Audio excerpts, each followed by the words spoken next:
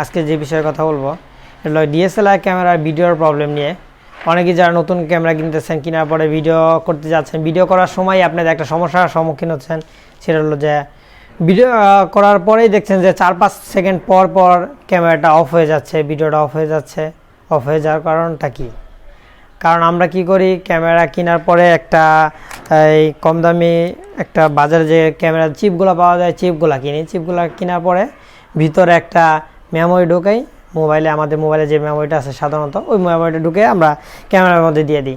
ওইটা দিলে হয়তো বা ছবি উঠবে ঠিক মতো, কিন্তু ভিডিও করার সময় আপনার ক্যামেরা পর্যাপ্ত পরিমাণে স্পিডটা পাবে না, যার ফলে আপনার ভিডিওটা হবে না বা 4-5 মিনিট পর পর অফ হয়ে যাবে। আর যদি মেমোরিটা একটু ভালো মানের হয়, মোবাইলের মেমোরিটা, তাহলে হয়তো বা একটু বেশি সময় নেবে, তারপর অফ হয়ে যাবে। এজন্য অবশ্যই প্রথমে একটা ভালো মানের মেমোরি কিনতে হবে আপনাদেরকে, যে মেমোরিগুলো স্পিড বেশি। এই ধরনের মেমোরিগুলো এটা 170 MB, এই ধরনের আরও বেশি, বা 120, 130, 40, 50, মানে যতটুকু উপরে কিনা যায়, যত ভালো মানে স্পিডে মেমোরি কিনবেন ততই আপনার ভালো স্পিড পাবেন ভিডিওর ক্ষেত্রে। এটা হলো প্রথম সমস্যা। যারা প্রথম ক্যামেরা কেনার পরেই এই সমস্যার সম্মুখীন হন।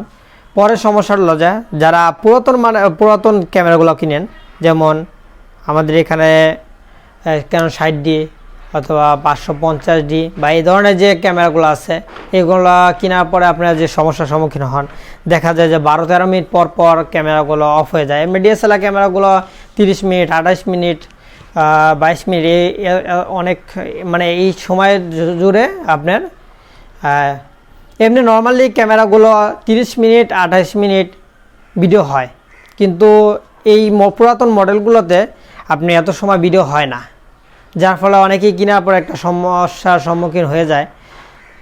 এর জন্য আমরা কি করতে পারি, কেন 60D, কেন 550D, তারপরে এর নিচে যে মডেলগুলো আছে 1200D তো ভিডিও হয়ই না, এটা তো হয়তো বা আপনারা জানেনই। এই মডেলগুলোতে ভিডিও করার ক্ষেত্রে 12 মিনিটই হবে যদি আপনি 24 এপিসোড অথবা 30 এপিসোডে ভিডিওগুলো করেন। আর যদি আপনারা এর থেকে কমিয়ে দেন, যেমন যখন আমরা 30 এপিসোডে করব তখন এই সমস্যাটা হবে না। যখন আমরা করতে যাই 30 এপিসোড, 24 এপিসোড এর মধ্যে যদি আমরা করি, তাহলে দেখা যাবে যে 12 মিনিট বা 12 মিনিট 13 মিনিটের কাছাকাছি যে ভিডিওটা অফ হয়ে যাবে। এই পুরাতন মডেলের ক্যামেরাগুলোতে সবগুলোতে একই রকম। যদি আপনি এর থেকে নিচে করেন, এই 720-এ 60-এ করেন, তাহলে আপনার দেখা যাবে যে আপনার এটা 24 মিনিট পর্যন্ত যায়। আমি নিজে 24 মিনিট পর্যন্ত ভিডিও করছি, এরকমই যায়। যদি এর থেকে আরও কমায় দেন তাহলে একটু বেশি যাবে, হয়তো বা 26 মিনিট পর্যন্ত যাইতে পারে, কিন্তু এতে আবার ভিডিও কোয়ালিটি আপনার খারাপ আসবে। কারণ ভিডিও কোয়ালিটি যদি ভালো চান তাহলে তো অবশ্যই উপরে দিতে হবে, কিন্তু যদি নর্মাল ভিডিওর জন্য করেন তাহলে এই নিচে দিলেই হবে, তাহলে আপনারা বেশি লং টাইম ভিডিও পাবেন।